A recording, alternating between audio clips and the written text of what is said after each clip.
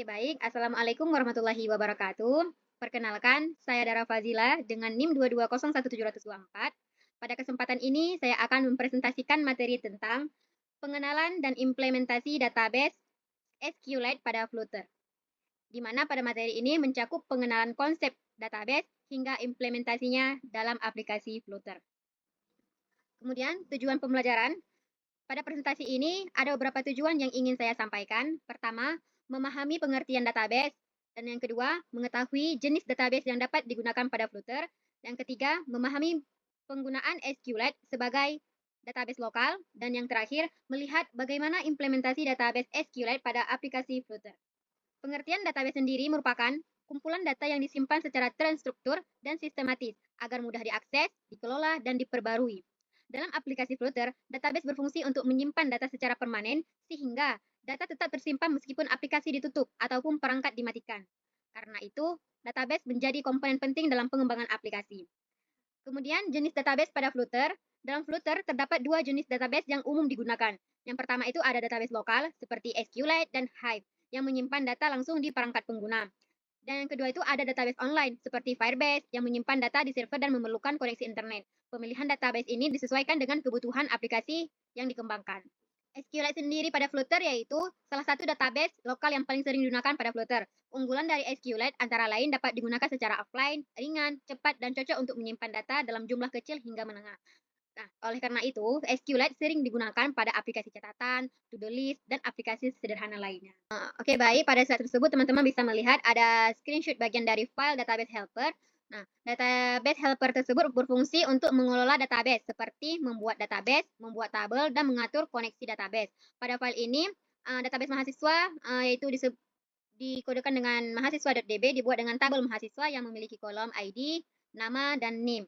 Pada implementasi tersebut, saya membuat contoh CRUD mahasiswa. Nah, untuk mendukung proses ini digunakan dua page. Yang pertama ada import page SQLite garing SQLite Dart, yaitu yang fungsinya untuk menghubung Flutter dengan SQLite agar aplikasi bisa menyimpan, mengambil, dan mengubah ataupun menghapus data. Dan yang kedua itu ada import package path, yaitu untuk mengatur lokasi penyimpanan database di perangkat agar aman dan sesuai standar Android atau iOS. Dalam database helper terdapat beberapa bagian penting seperti get database, init database, create table, insert data, read data, update data, dan delete data. Teman-teman bisa melihat bahwa ada screenshot dari file MindDart.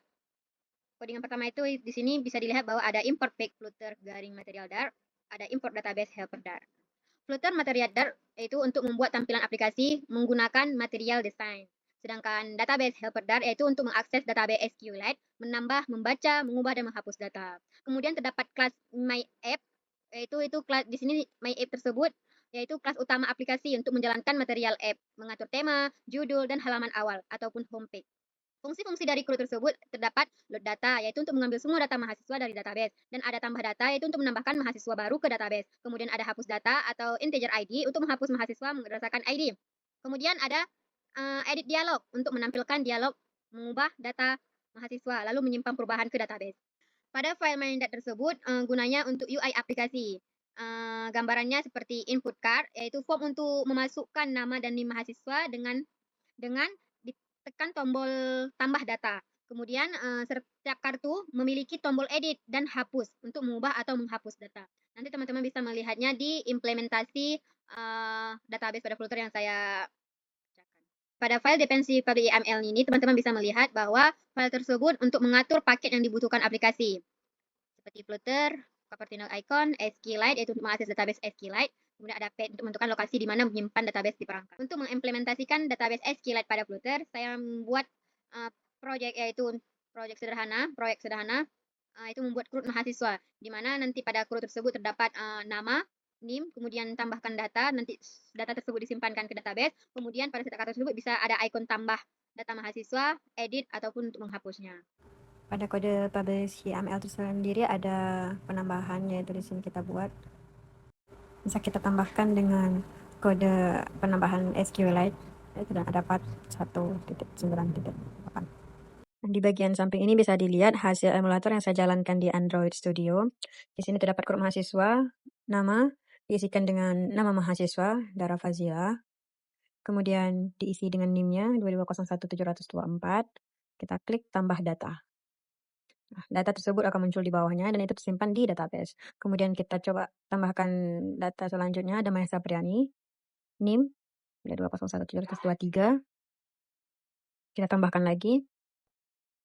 Kemudian kita berikan 3 contoh nama data mahasiswa. Oke. Kita tambahkan lagi. Nah, di sini bisa dilihat ada 3 data. Kemudian bisa kita edit jika terdapat kesalahan, semisal di nama Dara Fazila kita tambahkan lagi. Kemudian bisa kita simpan. Otomatis akan terubah dia. Dan bisa dihapus juga. Kita hapus semua.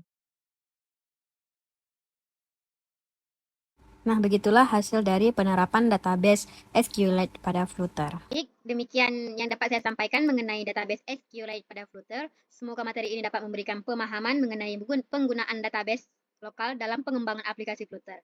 Terima kasih atas perhatiannya. Wassalamualaikum warahmatullahi wabarakatuh.